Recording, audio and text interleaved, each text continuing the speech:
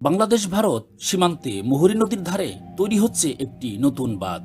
বন্যা নিয়ন্ত্রণে বাংলাদেশের এই উদ্যোগ নিয়েই এবার উদ্বেগের মধ্যে পড়েছে ভারতের উত্তর পূর্বাঞ্চলীয় রাজ্য ত্রিপুরা। কিন্তু কেন এই বাঁধ নিয়ে এত উদ্বেগ?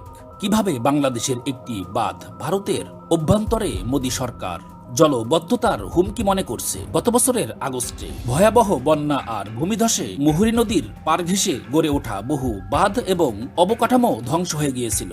সেই ক্ষতি কাটিয়ে উঠতেই বাংলাদেশ সরকার নতুন করে একটি শক্তিশালী বাঁধ নির্মাণের কাজ শুরু করেছে। তবে এই বাঁধ ভারতের সীমান্তের এতটাই কাছে নির্মিত হচ্ছে যে বর্ষা মৌসুমে পানি বাড়লেই ভারতের অভ্যন্তরীণ গ্রামগুলোতে প্লাবনের আশঙ্কা তৈরি হয়েছে। ভারতের বৃষ্টির পানি বাংলাদেশের বাঁধ দিয়ে আটকে দিলে সেই পানিতেই ভারতেরই ডুবতে হবে। এই উদ্বেগ থেকেই সরজমিনে পরিস্থিতি খতিয়ে দেখতে গতকাল ত্রিপুরা সরকারের পাঠানো একটি উচ্চ পর্যায়ের প্রতিনিধি দল পৌঁছায় সীমান্তবর্তী বেলোনিয়া শহরে। এ দলের নেতৃত্বে ছিলেন ত্রিপুরা গণপূর্তি বিভাগের সচিব কিরণ গিট্রে। তিনি সীমান্তের পরিস্থিতি খতিয়ে দেখার পাশাপাশি স্থানীয় বাসিন্দা ও জনপ্রতিনিধিদের সঙ্গে দীর্ঘ বৈঠক করেন।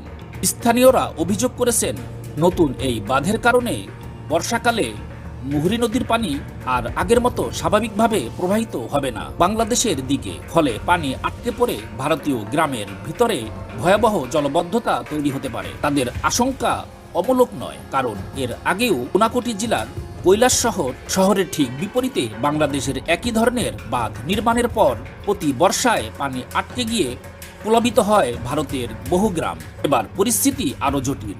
বেলোনিয়া শহরের চারপাশে রয়েছে একাধিক গ্রাম, আর এই নতুন বাঁধের কারণে শুধু বেলোনিয়া নয়, বল্লামমুখ, ঈশান চন্দ্রনগর এমন বহু গ্রাম ভয়াবহ বন্যার মুখে পড়তে পারে। এই পরিস্থিতি সামাল দিতে ভারতের তরফ থেকেও জোরেশোরে বাঁধ মেরামত ও প্রতিরক্ষামূলক কাজ শুরু হয়েছে। সচিব কিরণ গিট্রে জানিয়েছেন, চলতি বছরে জুনের মধ্যেই সব কাজ শেষ করা হবে। এজন্য অতিরিক্ত প্রকৌশলী নিয়োগ 24 ঘন্টা কাজ চালিয়ে যাওয়ার পরিকল্পনাও গ্রহণ করেছে ত্রিপুরা সরকার।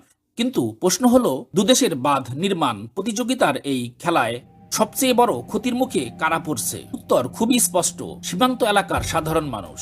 বর্ষা আসতে আর মাত্র কয়েক সপ্তাহ বাকি। ততদিনে এই বাঁধ নিয়ে সংকট মিটবে নাকি দুদেশের সীমান্ত জুড়ে আরো বড় বিপর্যয়ের আভাস দিচ্ছে মুহুরী নদী? সেই উত্তরই এখন সবার অপেক্ষার। আপনারা এ বিষয়ে কি ভাবছেন? বাংলাদেশের বাঁধ নির্মাণ কি ভারতের জন্য হুমকি হয়ে দাঁড়াবে?